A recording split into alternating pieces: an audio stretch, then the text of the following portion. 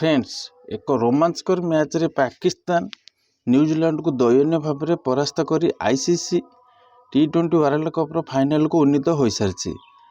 पाकिस्तान कप्तान बाबर साक्षात्कार कहते आमे पराजयर प्रतिशोध निजेछु हेले आम टार्गेट रे भारत ही अच्छी।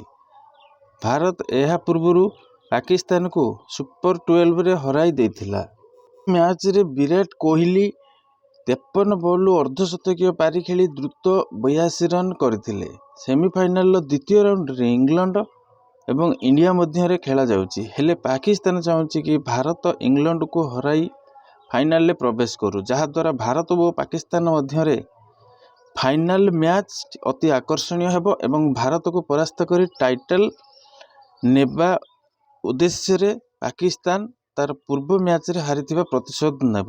कैप्टन बाबर आजम और मोहम्मद रिजवान पूरा फॉर्म रे अछंती हेले भारत मध्य सहजरे पाकिस्तान को छाड़िबा को चाहू नाही, कारण पाकिस्तान भारतर पारंपरिक प्रतिद्वंदी अटे। सबुबेले भारत और पाकिस्तान मैच अति रोमांचकर होता है, तेणु भारत पाकिस्तान को आउ थरे हराई तार गर्व भांगिबा को चाही बसिछि। फ्रेंड्स, न्यूजीलैंड प्रथमे टॉस जीति बैटिंग करने निष्पत्ति नहीं।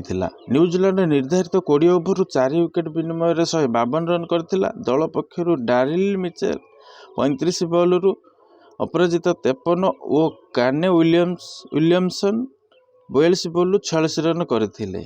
न्यूजीलैंड अन्य बैट्समैन माने संपूर्ण फ्लॉप हो जाइथिले। मात्र पाकिस्तान लड़ुआ बैटिंग प्रदर्शन करी निर्धारित लक्ष्य को 3 विकेट रे 153 रन हासिल कर पारिथिला। कप्तान बाबर आजम 42 बॉल 53 रन करथिला बेले मोहम्मद रिजवान 43 बॉल 57 रन करथिले और मोहम्मद हारिस 26 बॉल 30 रन संग्रह करथिले।